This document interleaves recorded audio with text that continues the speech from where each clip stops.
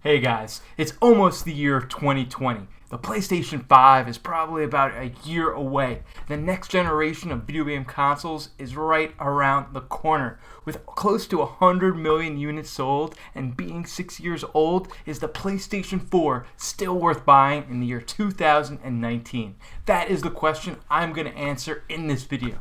There's not much more to say than grab your favorite snack, yum yum yum yum yum, sit back, relax, don't forget to sub, and here we go!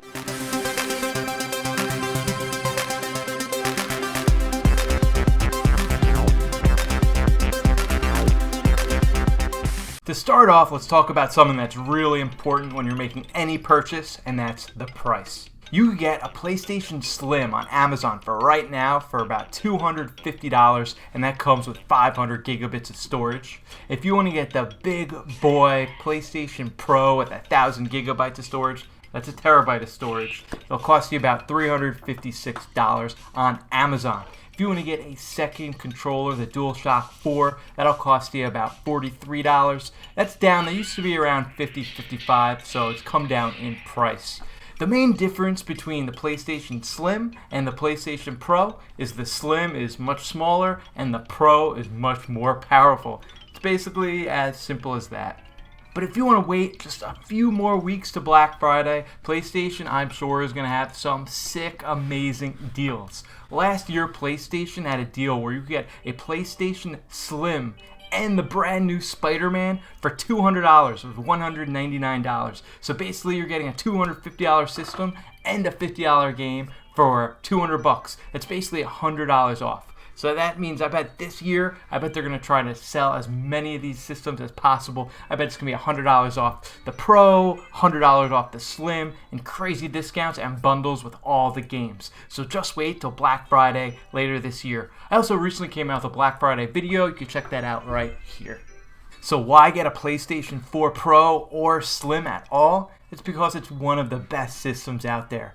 It's super powerful, it has amazing graphics and even better games, which we'll talk more about in a few minutes. But the PlayStation has such realistic graphics, it has great lighting effects that really shimmer off the characters, there's great misting effects that really create a great atmosphere, the resolution is crisp and perfect. You really feel immersed in the game. And you know what? The graphics are just so freaking great. It makes the games look so awesome.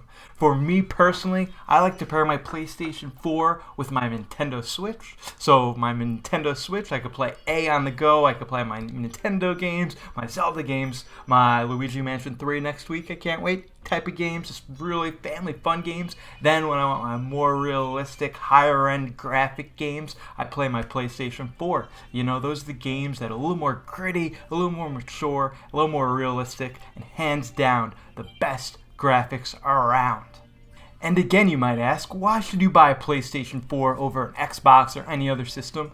And the main reason is the exclusives. PlayStation Sony has a lineup of exclusives in this last generation that just cannot be beat.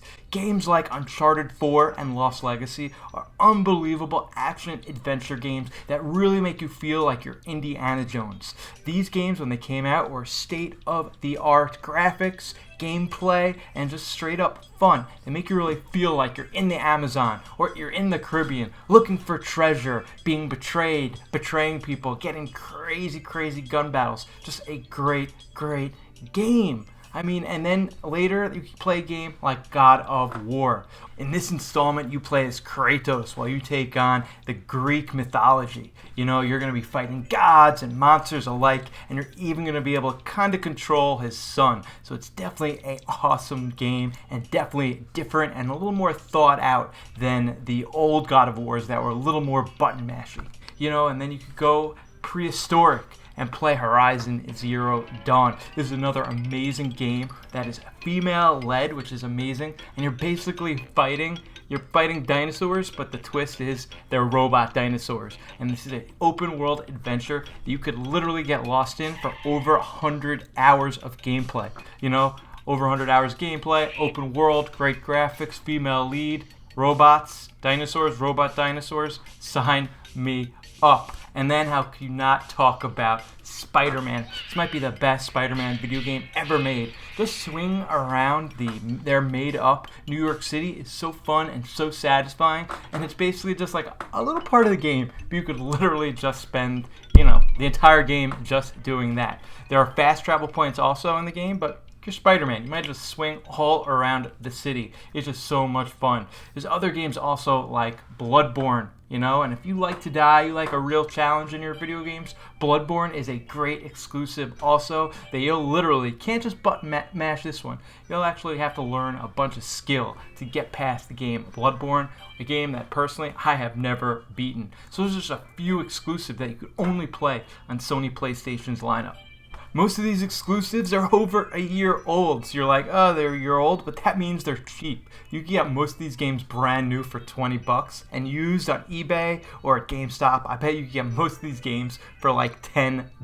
That's crazy cheap. So there are a bunch of non-exclusives that are on the other powerful systems, like the new Star Wars Jedi Fallen Order game, which looks like an awesome, solo player adventure Star Wars game that I've been dying to play for a long time. Actually made a video on this recently too. Find that right here. Other non-exclusive games are also Grand Theft Auto 5 that you can play on the PlayStation 5 and Red Dead Redemption Part 2. All unbelievable games that are not exclusive but do look great on the PlayStation Pro. Alright, I know what you're thinking. Hey Jesse, these are all old games. I kind of don't want to buy a system that's just going to be dead in a few months. Well, I'm here to tell you that could be further from the truth. There are a few games that recently came out, like Days Gone, which is a game you fight zombies, and then the remake of Medieval, where you basically are a zombie fighting bad guys, or it's a remake of a PlayStation game.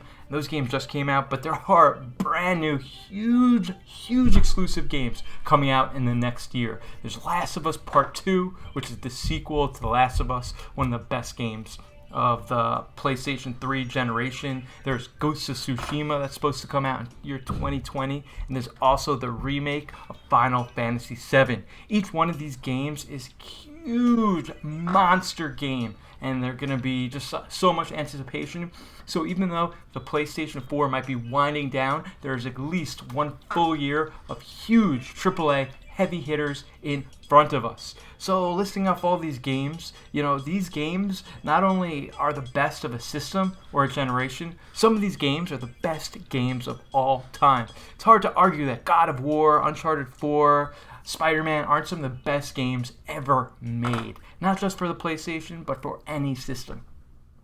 So there you have it, guys. I didn't want to go into crazy detail, but I wanted to give you some solid bullet points why I think the PlayStation 4 Slim and Pro are definitely still worth being purchased in the year 2019. There's a lot of excitement ahead with the future generations of video game consoles, but the PlayStation 4 is still pretty awesome. I usually wait a little while to get the new systems after they come out, so even though the PS5 might come out next year, I'll probably wait a few years to buy it anyway, because there's still so much good stuff on the PlayStation 4, and the games still look unbelievably good. So anyway, guys, what are your favorite games of the PlayStation 4? Are you still thrilled with it? Are you going to buy the PlayStation 5 as soon as it comes out? Let me know right down here in the comment section. I want to hear what your love is for PlayStation, if there's any points that I missed, if there's any other reasons that people should be buying the PlayStation 4 in 2019. Guys, thank you so much for watching this video. I live stream a few days a week. I make discussion videos, prediction videos. I just like to create a dialogue between me and the viewers. If you're new here, definitely hit that sub button, hit that like button, so next time I go live with content, you get it right away. Guys, I am Turbo Jesse. I'll see you on the flip side.